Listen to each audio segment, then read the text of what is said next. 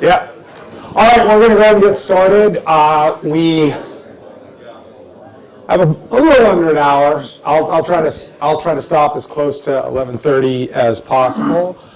So welcome once again to the conference, both live and online. My name is Eric Talley. I'm the Sulzbacher Professor here at Columbia and one of the faculty co-directors of the Milstein Center. And it is my great pleasure to welcome Eric Girding from the Securities and Exchange Commission. There are a lot of people speaking today, and so we tried to minimize the degree to which we were taxing your short-term memory, so that's why you can just call us both Eric, except he spells his incorrectly. So there's going to be a moderated discussion on the new climate risk disclosure rules that are currently subject to a stay, which we may talk a little bit about. We have an hour for this slot, or a little bit less, so I want to make sure we're able to cover things that are part of what I think is the needed terrain here, but also to leave time for Q&A from the audience. So I'm going to compress what otherwise would have been a lengthy and obsequious introduction of Eric Girding, just to give the short Cliff Note version, which is Eric's the director of the Division of Corporation Finance, as many of you know, at the SEC. It's a post he took up about 18 months ago. Is that about right? Yeah, after having left his, irrationally left his usual perch in the beautiful town of Boulder, Colorado, where he is at the University of Colorado School of Law and is a professor of law. He was previously on the law faculty of the University of New Mexico and taught as visiting professor at University of Georgia. Eric practiced in the New York and Washington offices of a large international law firm, and he is the author of Law, Bubbles, and Financial Regulation, published about a decade ago. Welcome, finally, to Columbia, Eric Girding. Well, thank you, Eric. Thank you for having me, and particular thanks to Molly and the staff at the Milstein Center for organizing and reorganizing this conference on the fly. I do have to give my disclaimer. I know you're going to make fun of me. No, I'm not. I got ChatGPT to do a limerick version of your disclaimer. Okay, this is not the official. Before speaking, I need to proclaim a disclaimer that's part of the game. My views are my own, not the commission's tone, nor the staff, so there's no one to blame.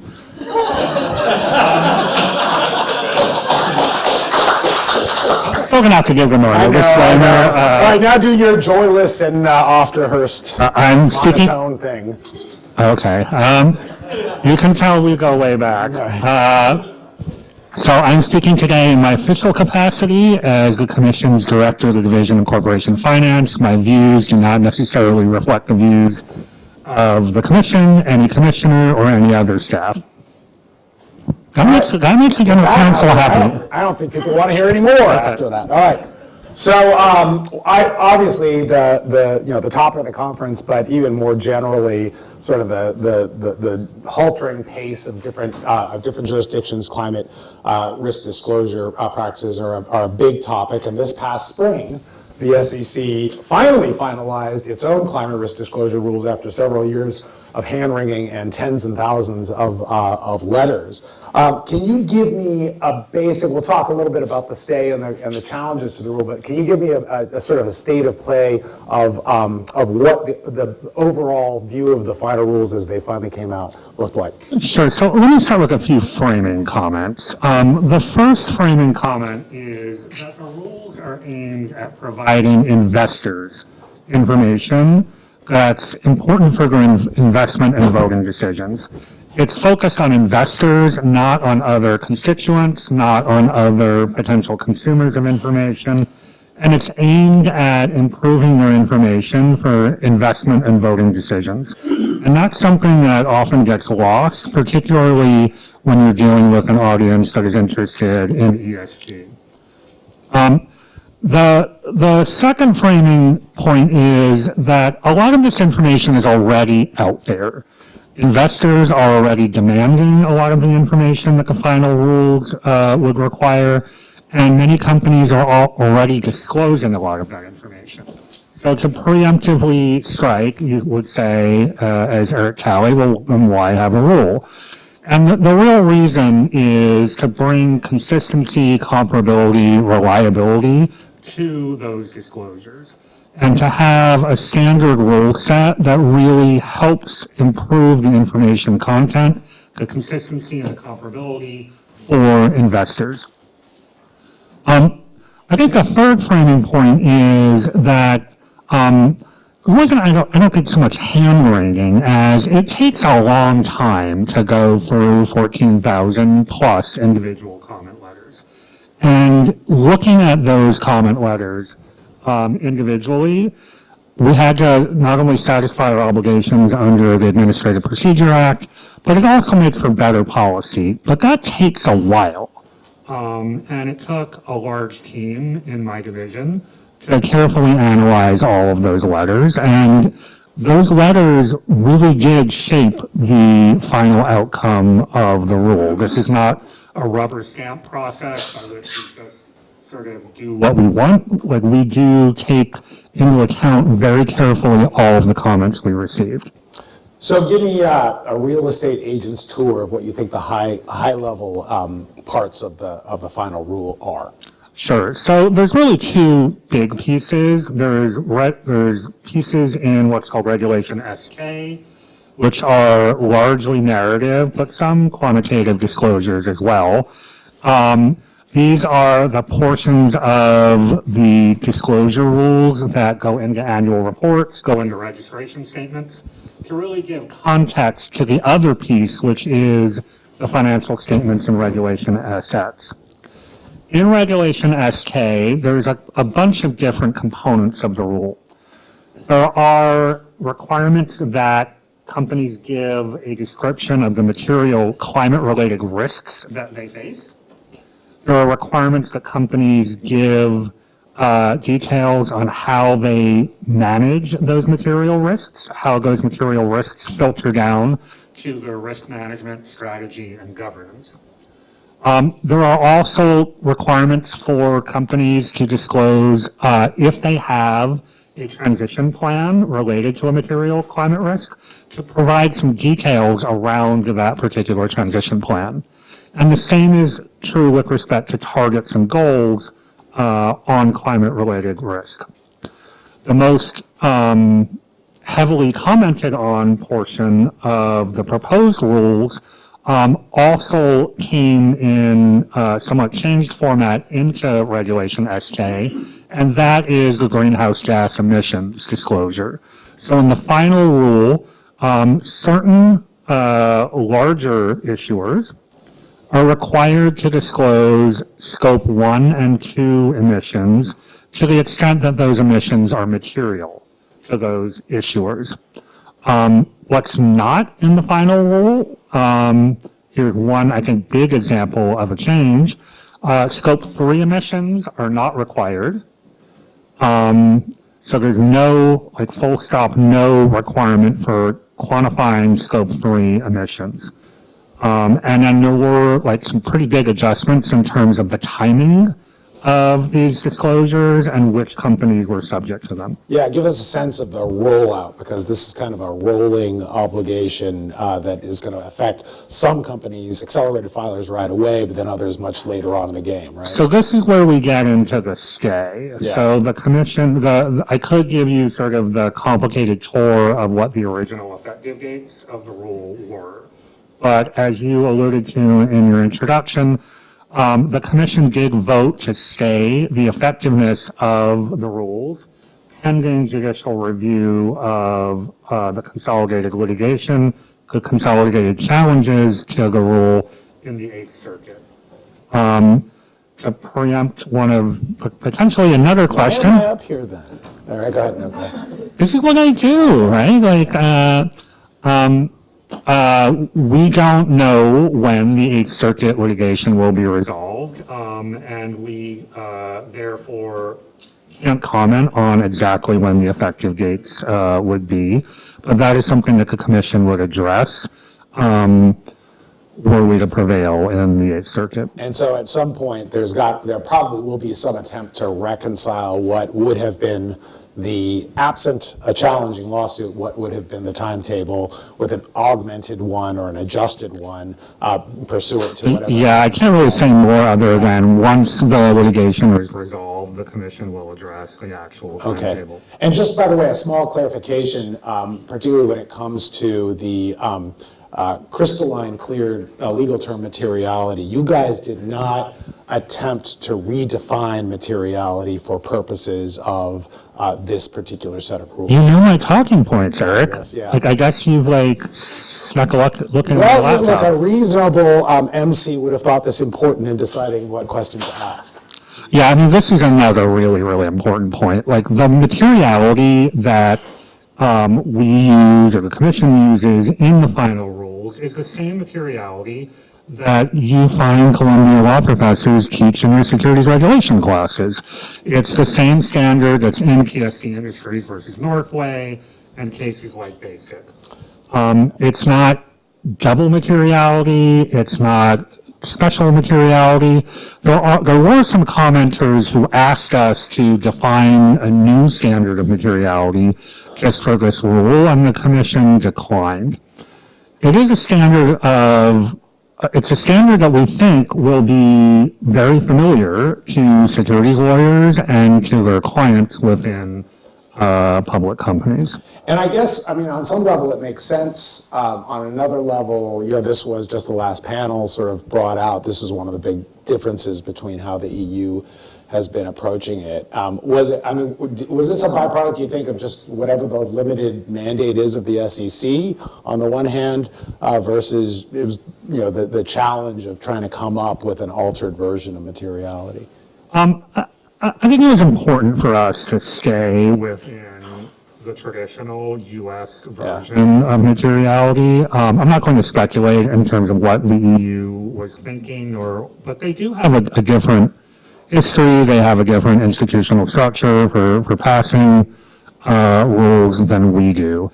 And I think it's important not just for compliance purposes so that Securities Counsel and their clients can understand what materiality means. It's important because it provides the overall frame for what we're trying to do. This, again, to go back to my first point that I made, this is about helping investors make investment and voting decisions. And materiality is always geared towards the needs of a reasonable investor and what a reasonable investor would consider significant and what would alter the total mix for a reasonable investor. And that kind of orientation, I think, is just incredibly important to understanding our rule, and for those of you who are trying to compare and contrast with other regimes. Now, I know you don't want to say too much about the challenge, but several attorney generals, the Chamber of Commerce, some others filed individual lawsuits that have since been consolidated into the Eighth Circuit. As I understand it, the primary challenges have been across two axes. One, which was mentioned in the earlier session, is sort of a compelled speech sort of a challenge, and the other is a challenge under the Administrative Procedures Act and the even less clear term of the major questions doctrine and how it might affect regulatory rulemaking. Is that basically your understanding of the allegations? Yeah, so I'm going to stay away from Right. So if the general counsel is watching, breathe a little bit easier, Megan. I'm not going to talk about what the litigation said. But I think it's important, again, to contextualize what we are doing with this rule is really no different than providing investors with information about the kinds of risks that we've always been providing them with. All right. Can't blame a guy for trying. Okay. So let's... I gotta ask, who's sponsoring this? So I want to actually now transition. You forget about the stay and the legal challenge, but sort of think about if and when these rules finally do get rolled out and become effective. What role does the SEC have in assessing the quality of a risk disclosure by individual issuers? So this, again, is something that would be no different than what we currently do. So for those of you who are not familiar with what my division does, only a small portion of my staff actually works on rulemakings. There are several hundred staff who routinely review annual reports, registration statements, other SEC filings, and comment on them as a matter of course.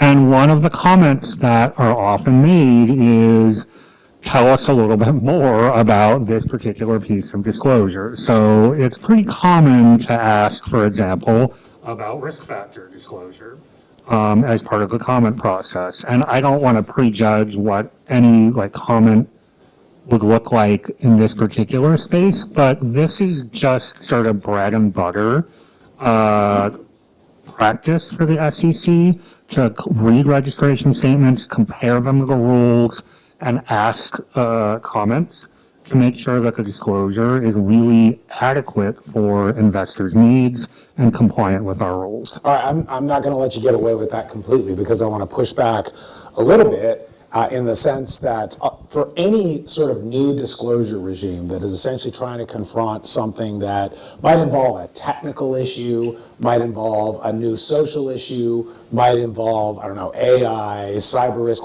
you name it. There is, on the one hand, kind of what's our regulatory philosophy, but on the other hand, there is a non-trivial question about, do we have the expertise currently, how are we going to ramp up to have the expertise to make, yes, these sort of traditional foundational determinations, but against a backdrop of kind of a new set of either technical, social, political, forces that are sort of coalescing around this particular issue. And I don't think climate risk is any different from that, is it? Well, you asked a compound question. It's sort of like meet the press here, right? I mean, you asked a bunch of different things loaded in there. Everything else I was going to ask. So with any new rule, for example, our new cybersecurity disclosure rule, there is a ramp-up period where we need to train staff on what the rule says and what it requires. And we often get questions from the issuer community on how would the rule apply in this particular setting. So let me just sort of stick with cybersecurity. Last Thursday, I put out a third statement from myself on our cybersecurity disclosure rules to clarify the scope of the rules. That kind of guidance that we provide to the marketplace, though, is not writing a new rule. It's not treading new ground. It's basically staying within the four corners of the adopting and proposing releases of a rule and really trying to explain what they mean. And here's one sort of tip.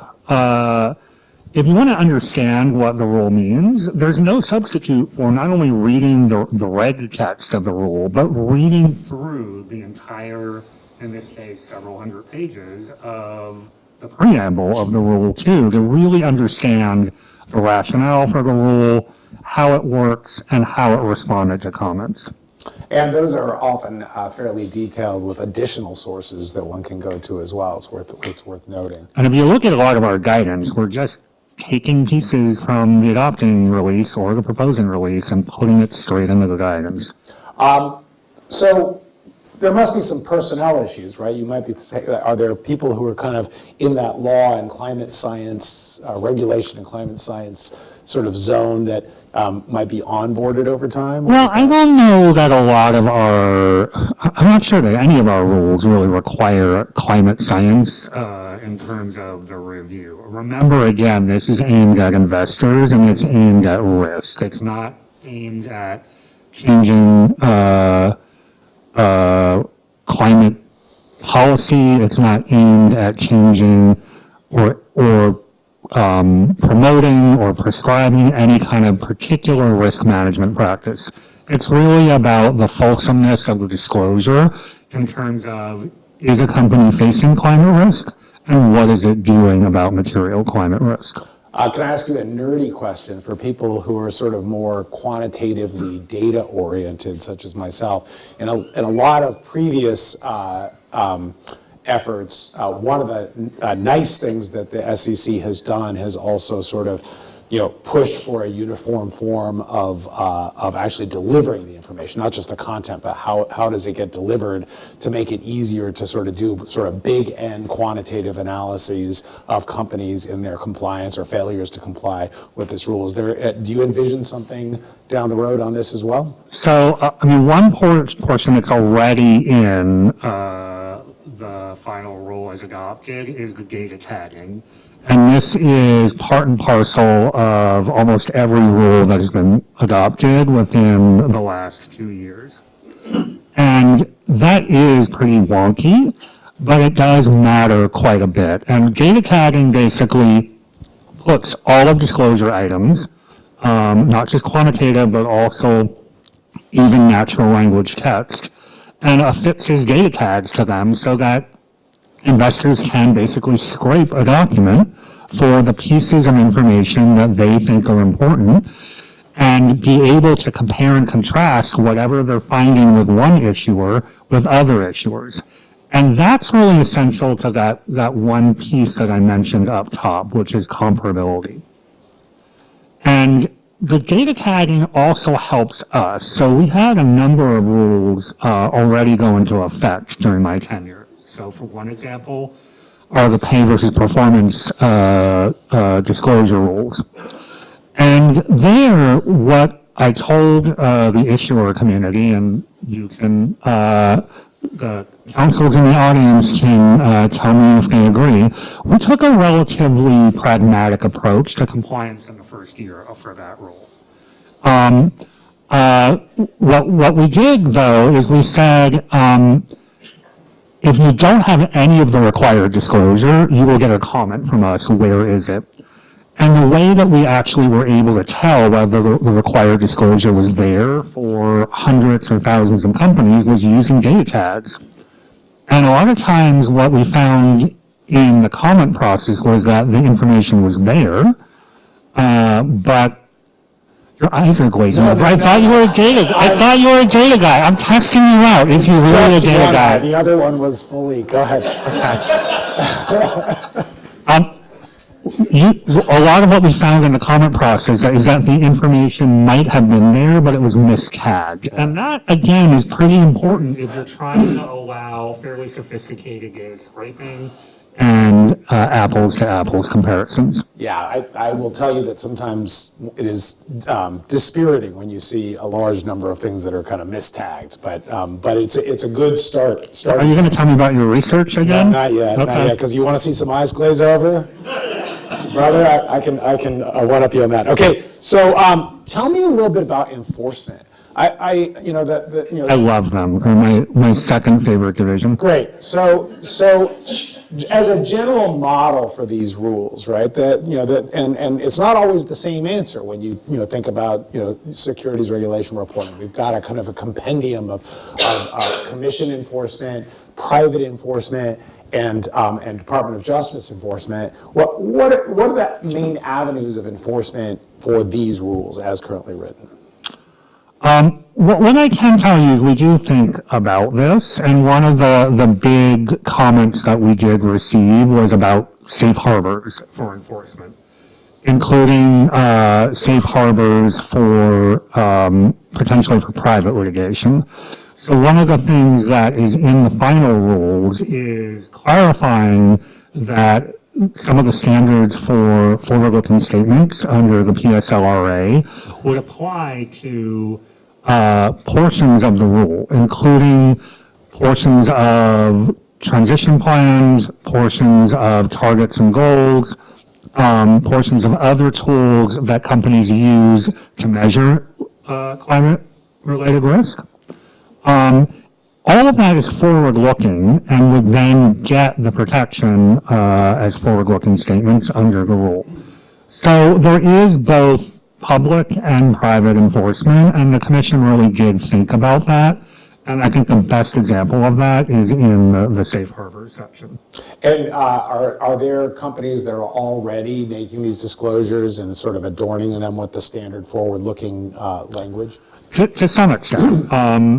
The way that it normally works is you're alumni can tell you that you put that standard boilerplate in the front that says, the following words it would identify, forward-looking statements, to the extent that there's forward-looking statements. We would seek protection under the PSLRA.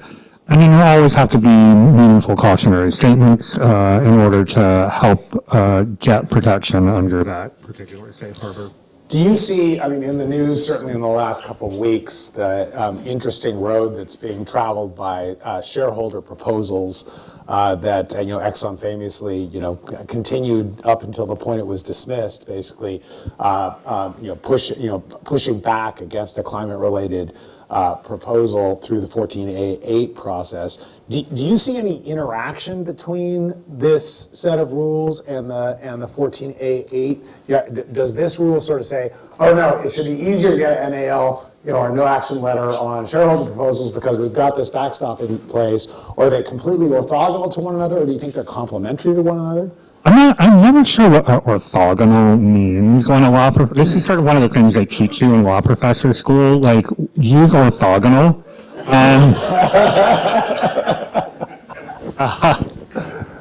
Would you like me to rephrase the question? Yeah, well, you could talk about the normative valence of your question too, right? It's all endogenous, my friend. You're problematizing a rule. Answer the question.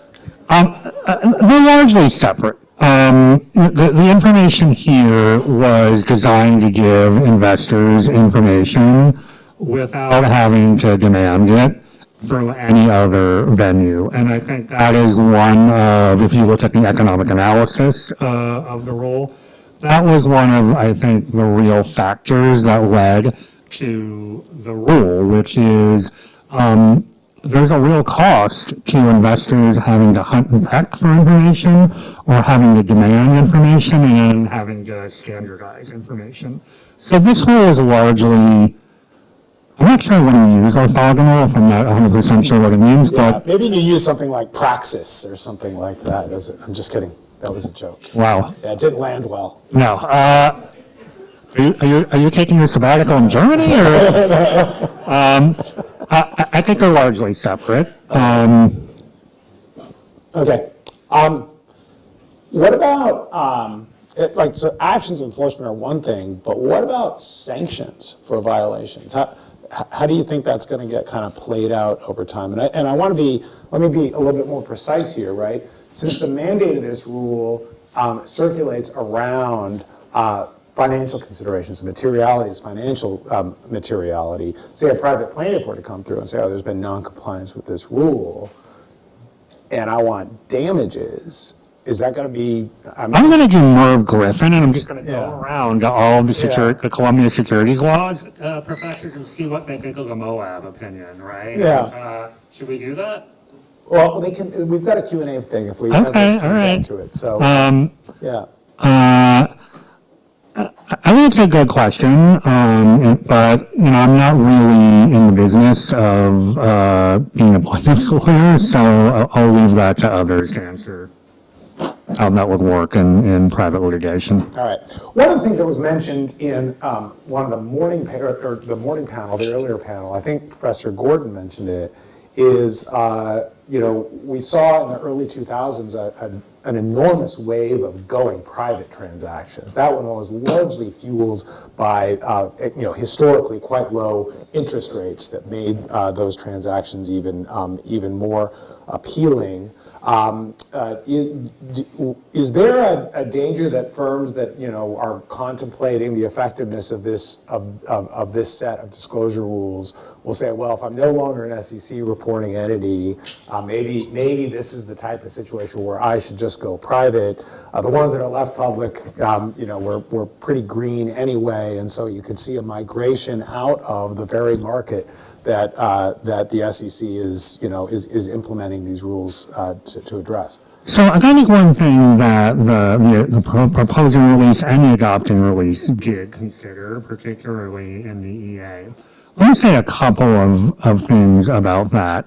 First of all, note what I said at the beginning. A lot of investors are already demanding this information, and a lot of issuers are already providing that. So that's sort of a baseline to consider. The second is when you're looking at sort of going private, there's a lot of factors that weigh into whether companies want to access the public markets or want to go dark under Section 12. And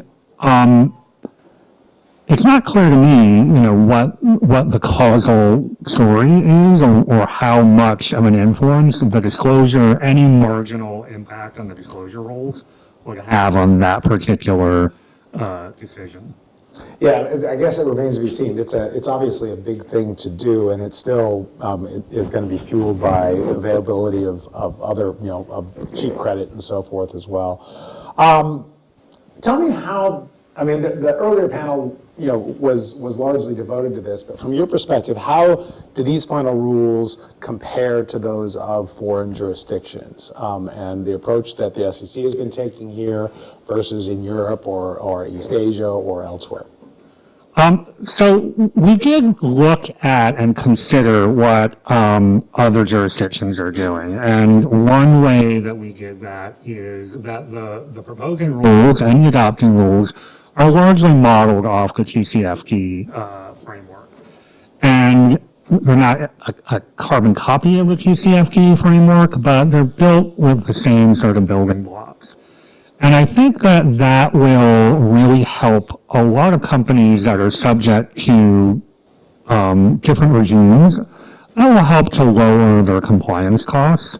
The fact that we're using some common vocabulary, some common structure.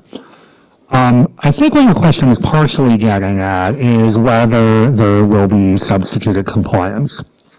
And that was something that the Commission received hefty comment on. And the Commission declined at this time to provide for substituted compliance and will continue to study and may take that up at a future time, but really paying close attention to how those other regimes develop and whether they are yielding consistent, comparable, and reliable information. Interesting. Now, I guess there's maybe an interesting target of opportunity here as well. To the extent that the Commission, this rule goes, eventually goes effective, and it sort of regularizes disclosures in a way that creates more uniformity in how one thinks about those disclosures. Is there, at that point, they might be subject, or they might be a good target for various types of financing contracting to hinge on those same sorts of disclosures, right? Covenants in debt, for example. Is there a way that you would envision that say green finance might actually start to seize upon some of the definitions created here as a way to sort of say, look, this is actually a monitorable thing, and we can actually pivot and make various types of covenants in our debt obligations or securities that are or shareholders agreements that are contingent on some of these same principles. It could happen. The core thing here again is that these required disclosures are about risk. And if other investors in other contexts look at our disclosures and say, we get it. We agree that these are good disclosures and good metrics for risks that we care about, including risks we care about for repayment of loans or repayment of bonds. You may see some of the same metrics being used in other contexts. Interesting. So while this by the way, I'm almost done with my questions, and so then Mr. Gurdon can anticipate yours. While the stay is in place, what are you guys doing? Are you monitoring? We're going to amazing law schools and giving fireside chats. That's what we're doing. We're hopping on the Acela at 5 a.m. to come talk. And I'm meeting very good friends who ask softball questions. Got it. All right. I'm still going to ask the question. All right. So what are you doing to monitor, what companies are doing now? They're not bound by the rule yet because there's a stay, but one could imagine that some companies are starting to try to ramp up, what they would be doing, and maybe even doing it in a way that sort of, conceptualizes this as a dry run for eventual effectiveness. Are you monitoring this right now, and what are you seeing? So I think there's two things I'd like to say. Well, first of all, I'm not going to undermine the stay. We're not going to be issuing guidance, so we're not going to be in any way suggesting that the stay is not in place.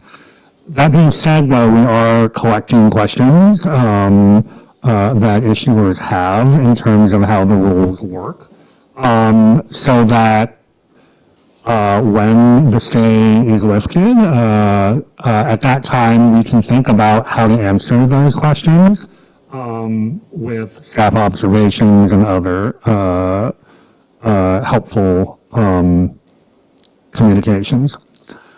The second thing, what was your question again? Jeez. What, if anything, are you we doing to doing? monitor? Monitor. Yeah, the other thing I'll say is the existing rules remain in effect. And there was 2010 guidance on climate-related disclosures that was about existing rule sets, description of business, risk factors, MD&A. So that remains in place as well. So to the extent that existing disclosures in description of business, in risk factors, in MD&A would be triggered by climate-related risks. Those are things that companies should continue to consider as part of their disclosure practices. And let me situate this a little bit different. I've been bordering on asking this question earlier, but suppose there is someone who is a researcher working for public interest law firm, lawyers, think tank type folks who are interested in more than financial materiality. They're interested in other things that are possibly beyond the SEC's mandate, or this one as well. Where might they be focusing their attention in terms of the role that would be played by this rule for sort of, the enterprise is sort of pushing, I guess broader set of goals forward? That's really hard for me to answer, right? Because we've been so laser focused on investor needs. We've been so focused on traditional bread and butter materiality. It's really hard for me to sort of put myself in the shoes of someone who might have other motivations beyond investment decisions, profit, risk. That's a hard one. Okay. Last thing I want to ask, and I want to open it up to questions. So if you have questions, we're going to open up in a couple of minutes. For people who are, basically trying to do research on the rollout of this question, what is, from your perspective, what are some of the questions that your office would find most useful for academic think tank type folks who are doing either quantitative or qualitative work in this field? I think the most important thing that I saw from the inside was just how important it is to have conversations with the investors who are making decisions, whether it's retail investors or institutional investors. What are they actually using the information for? How are they plugging it into their decision making, their risk management, their investment decision making?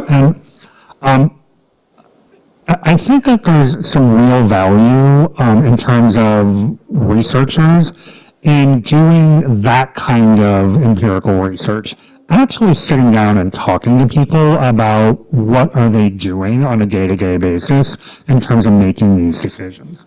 That's interesting. All right, I want to open up the floor to questions. Are there no questions, it looks like? I'm just kidding. So let's start there, and then we'll move around the room. Please use your microphones because there are people on Zoom. Hi, thank you for this. My question is on materiality. So under securities law, it has a quantitative component and a qualitative component. Many practitioners use the quantitative kind of prong as a shortcut. Do you have any thoughts on the qualitative component in the context of the climate rules? Like, who's the reasonable investor in this day and age? Something might not be financially impactful, but it might be value impactful. So any thoughts and guidance? Yeah, I think even when I was a practitioner, I would cite to my clients, or the firm's clients, the fact that if they threw out a rule of thumb, that, okay, it's only material if it's 5% of profit or loss or 5% of your balance sheet, I would always remind them that there is a qualitative standard. And there's the old chestnuts like SAB, Staff Accounting Bulletin number 99, and a series of court cases that have basically recognized that the qualitative materiality standard in SAB 99 does apply to materiality. So I'm not sure that, I think when in doubt, start with the old chestnuts, right? And I think the release actually does discuss in several places, and the proposing release discussed SAB 99 as one place to think about qualitative materiality. We're going to come up here to Professor Fox. Yeah, I just want to press you a little bit more on one of Eric's questions and this question too, which is, clearly you can read TSCV Northway as, a reasonable investor might be a socially conscious investor who cares about things beyond share value maximization. Other investors only care about share value maximization.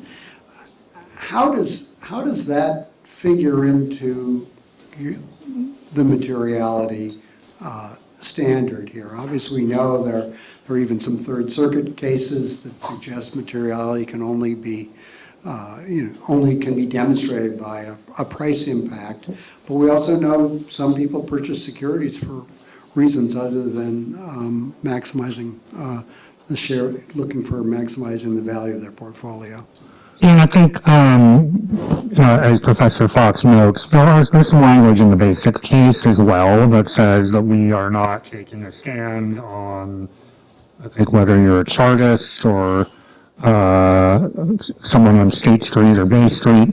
The commission, though, I think, was fairly careful to look, when we looked at the rationale for the rule and the discussion for materiality. I think it's possible, and there are certainly some commenters out there who pushed us to have a more expansive rationale and a more expansive view of materiality. But the commission, I think, took a very conservative approach and looked really at pecuniary interests. And that's not going to be satisfying to everyone. But I think there is a very, very good case to be made that this is about risk. It is about impacting investors' portfolio. It is about asset pricing.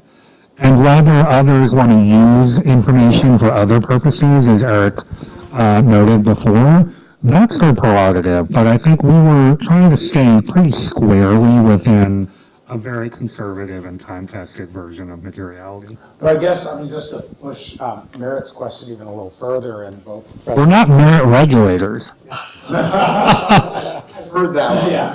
But on the merits of this question, I wanted to I think both Jack and Jeff have written on whether, certain types of climate risks actually contribute to susceptibility to systemic risk, right? And that then automatically then gets folded back into pecuniary interests, right? So on some level, you can't completely stiff arm this to the extent that we are dealing with either, regal. But I don't think we need to, right? I mean, I think there are people who have made the case that climate risk is about systemic risk, and there's clearly people who have made the case that we do have a systemic risk mandate as part of protecting investors, promoting capital formation, and maintaining fair and orderly markets.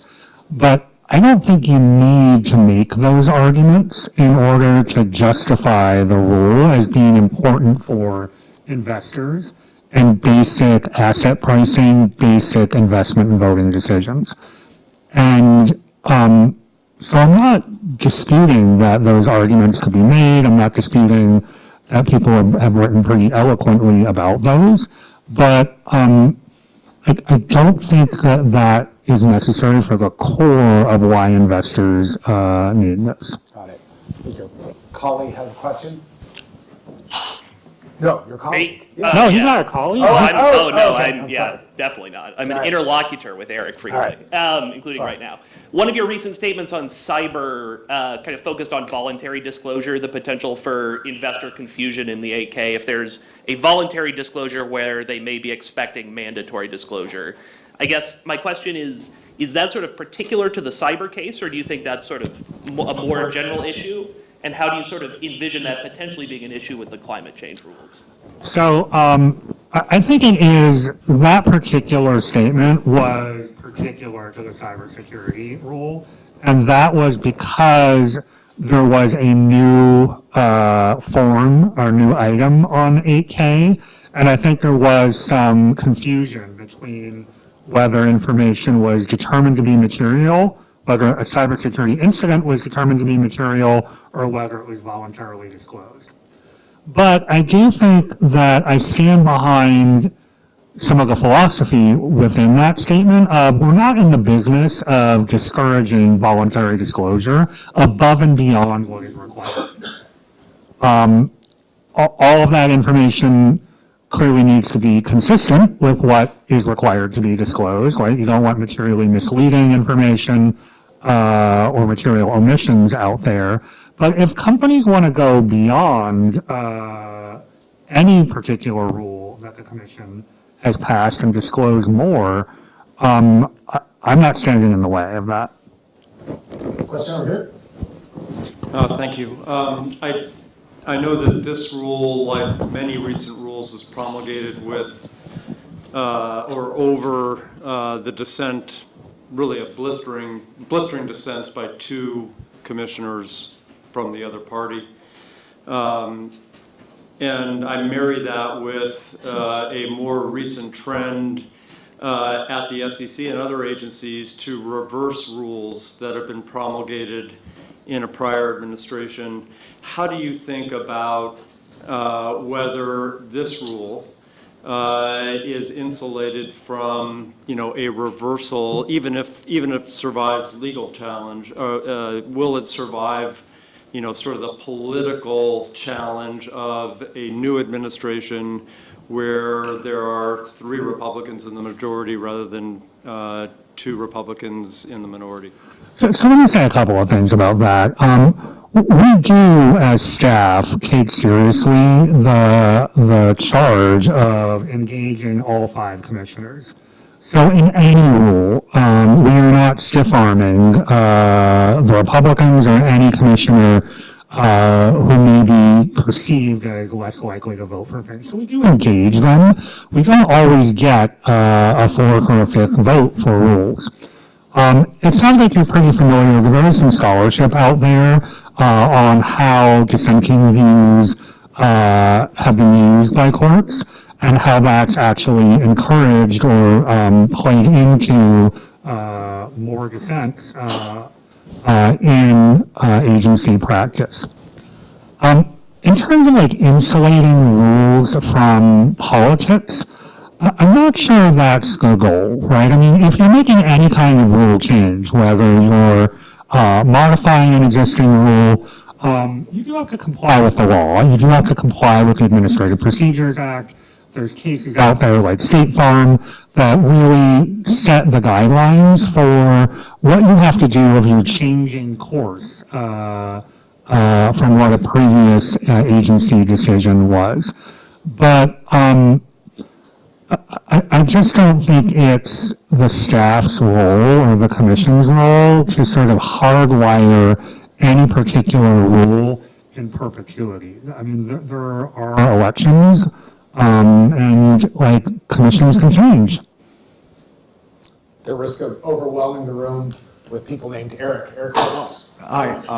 Well, thanks. Thanks for being here. A quick question about a comment which surprised me, which is that you didn't really anticipate a need for climate scientists in the staff to assess something that's about the climate and climate risk. And it leads me to think, also to ask the question of to what extent did you think, were climate scientists consulted with respect to how we should think about climate risk in this process, or did we just, was there potentially an over-reliance on financial risk assessments that might not be fully informed by the climate science?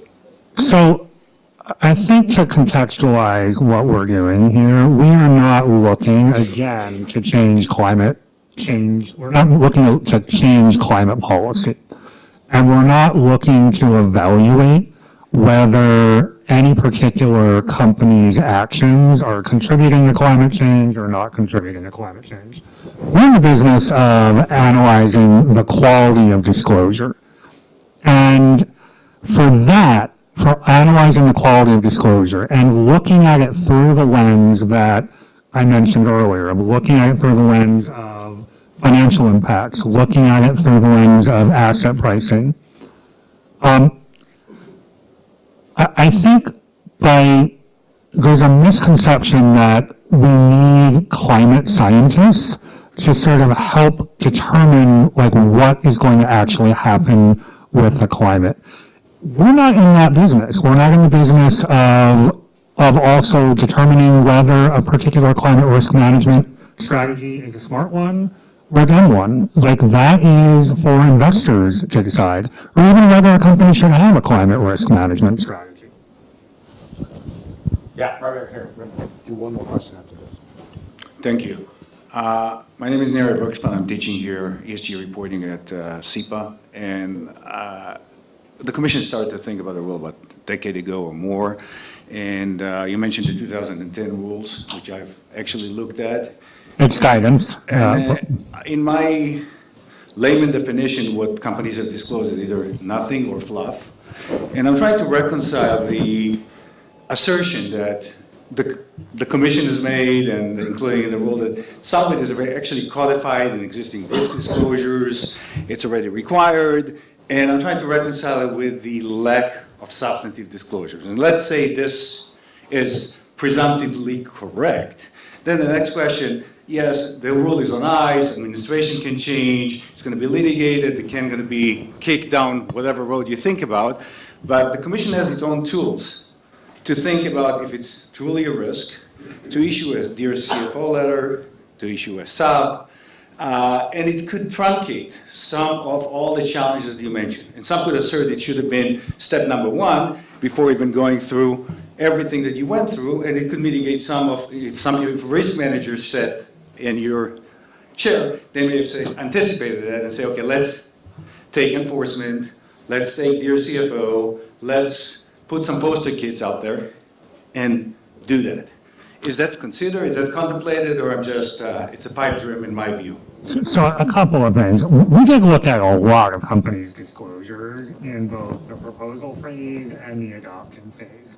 And a lot of companies are already disclosing some climate-related information. That being said, there's a range, right? There are some companies that are going very granular in terms of their disclosure, and really looking at specific metrics, really looking to have best in class, and there's others that for whatever reason are not. And this is just among the companies that have climate disclosures. So I'm not sure I would agree with the assertion that it's all fluff. The second thing to think about is really what is the difference between the 2010 guidance and these particular rules?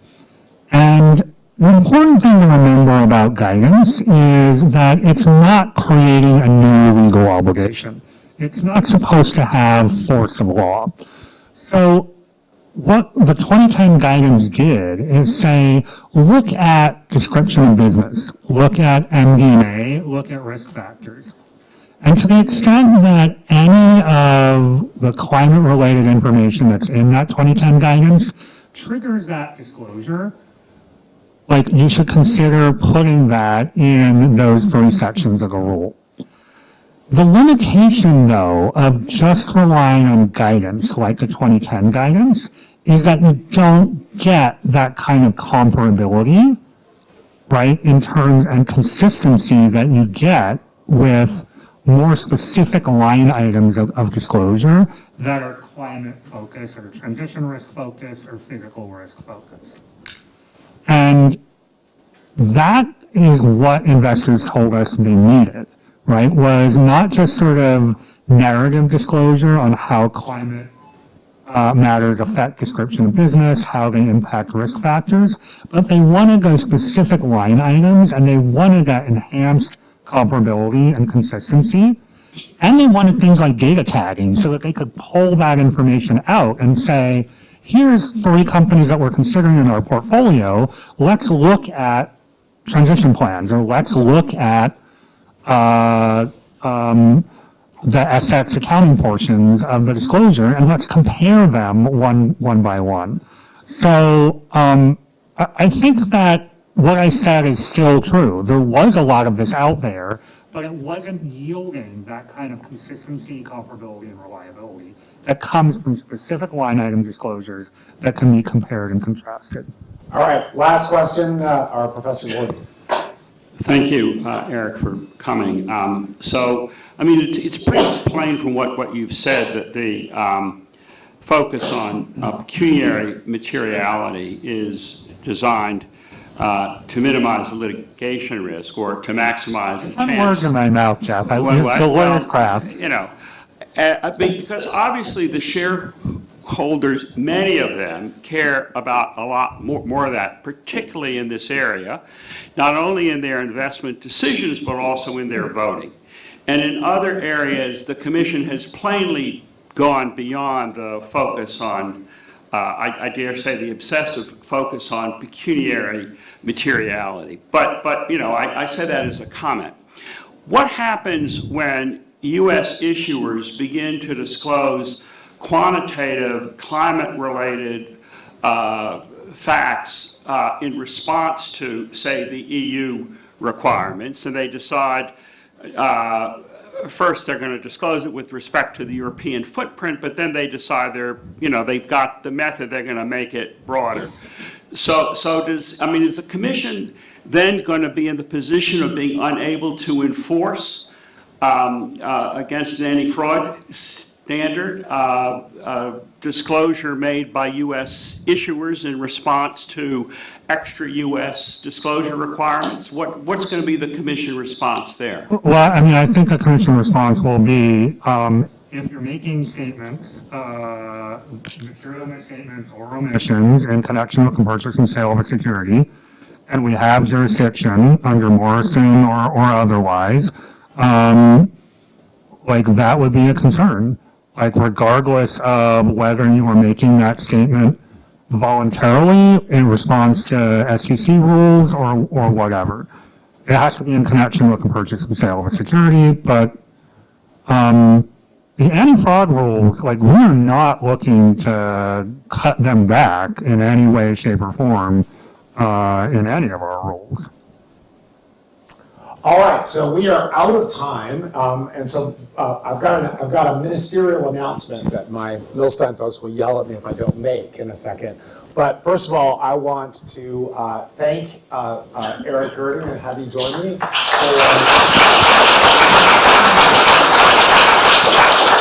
for incisive, interesting, and anything but orthogonal to the topic. Yes. All right, so here's my ministerial announcement. We're going to take a probably about 10 to 15 minute break. We're supposed to be back at a quarter of, but I'm just going to use executive privilege and give you till 10 of to go grab lunch out in the lobby, but bring it back in here because we have a lunch program so you can chew on whatever we're going to give you while also listening to our lunch session. Thanks again, Eric. Thank you, Brian.